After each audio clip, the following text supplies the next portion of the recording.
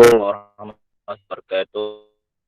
Saya Muhammad Daim bin Nurami bersama Muhammad Afiq Amsyah bin Munzani daripada PDPP PAI 2 akan berterang tajuk pembayaran item dengan menggunakan indeks diskriminasi. Okey, terus ya, item.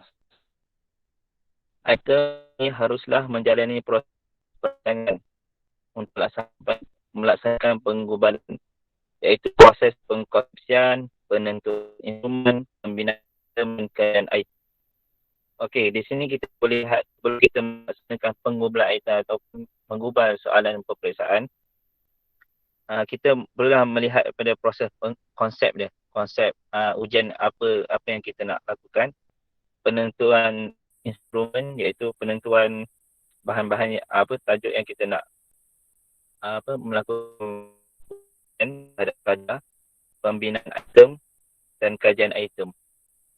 Seterusnya hendaklah melakukan proses penentuan instrumen. Instrumen adalah proses yang dapat menentukan dan untuk instrumen yang terbaik untuk mengukur konstruk ujian tersebut. Samping itu, harus dilakukan bagi gubal item iaitu proses pembinaan instrumen. Proses bagi membina instrumen adat. Okey, kena belum gubal instrumen tersebut supaya kita bertepatan dengan tindak kita. Okey, terus.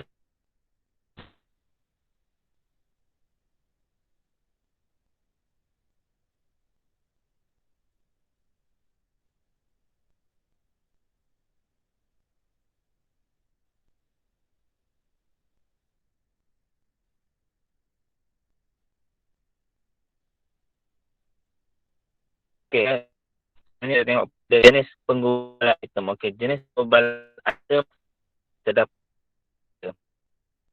penggubalan ada 3 penggubalan item gerakan.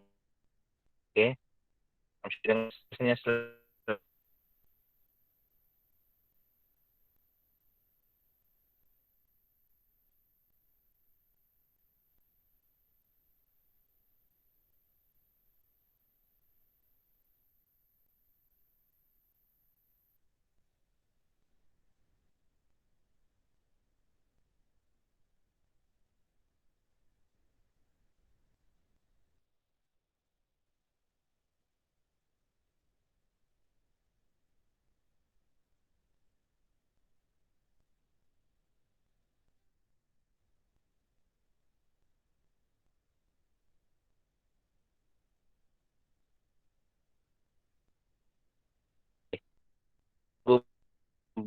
tu pengembangan struktur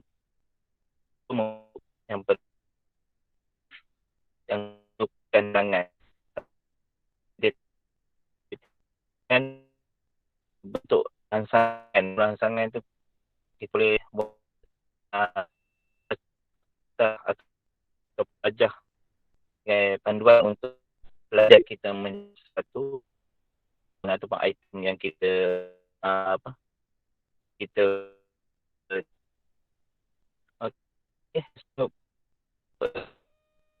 kedua adalah percangkaran menggunakan dengan berbentuk item pertimbangan yang belum menjawab alat. Okey, kita melihat dari esei soalan-soalan yang dimukakan. Okey, seterusnya.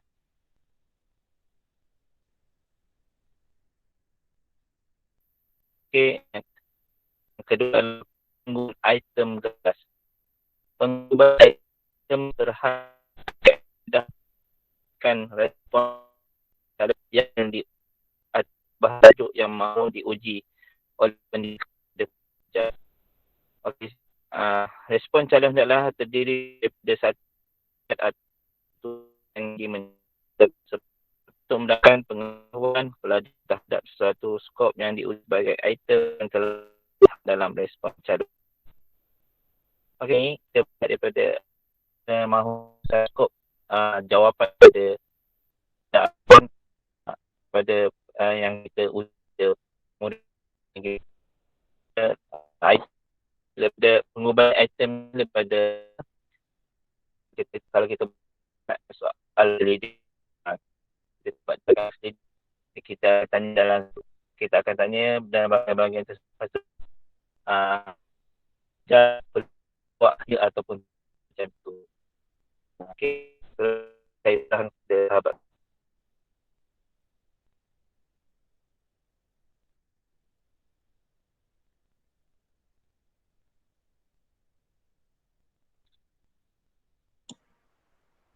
Baiklah.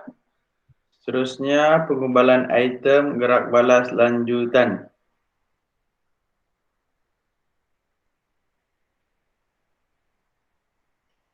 Melalui pengumbalan item gerak balas lanjutan, yang pertama, kaedah ini menguji aspek penting pro forma kursus yang menyediakan peluang pelajar menzahirkan kedalaman pengetahuan dan kemahiran kognitif.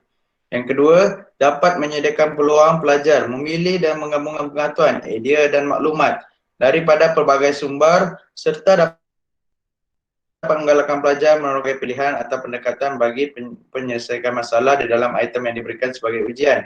Seterusnya, dapat menyediakan peluang pelajar membuat pertimbangan dan penilaian tentang suatu idea atau maklumat, dan akhir sekali dapat mengelak daripada menyentuh isu-isu sensitif dan provokasi yang merosakkan pemikiran pelajar.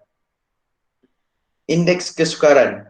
Indeks kesukaran menunjukkan aras kesukaran sesuatu item, iaitu sama ada sesuatu item itu mudah dijawab ataupun sukar dijawab. Pengukuran indeks kesukaran adalah bertujuan untuk mengenal pasti konsep yang perlu diajar semula, iaitu apabila guru mendapat item yang dibina tidak dapat dijawab oleh sebagian besar pelajar. Dapat kita lihat di slide tersebut, terdapat indeks kesukaran pentafsiran dan keputusan. Maksud di sini, sekiranya indeks kesukaran di bawah 0.3 bermaksud soalan item itu amat terlalu sukar dan keputusannya haruslah diubah suai. Manakala kalau 0.3 lebih kecil daripada indeks kesukaran dan indeks kesukaran lebih kecil daripada 0.08, bermaksud pentafsirannya di sana adalah sederhana dan keputusannya diterima. Begitu juga dengan indeks kesukaran lebih besar dari 0.08 adalah bermaksud terlalu mudah dan haruslah diubah. Seterusnya, item yang baik akan dapat membezakan atau mendiskriminasi antara murid yang berkeupayaan rendah dan yang berkeupayaan tinggi. Ini adalah kata-kata daripada Mehren dan Lehman tahun 1991. Indeks diskriminasi. Indeks diskriminasi pula digunakan untuk membezakan pencapaian antara murid kumpulan tinggi dan kumpulan rendah. Seperti mana di dalam jadual, indeks diskriminasi lebih besar daripada 0.4 bermaksud diskriminasi positif yang tinggi. Keputusan amat sesuai diterima. Apabila 0.2 lebih kecil daripada indeks diskriminasi dan indeks diskriminasi lebih kecil atau sama dengan 0.4, diskriminasi bermaksud diskriminasi positif yang sederhana. Keputusan ubah suai item dan cuba sekali lagi. Seterusnya, apabila kosong atau lebih kecil atau sama dengan indeks diskriminasi dan indeks diskriminasi lebih kecil atau sama dengan 0.2, diskriminasi positif yang rendah. Tulis item semula. Bermaksud kita hendaklah menulis item ataupun kita hendaklah menggubal semula item.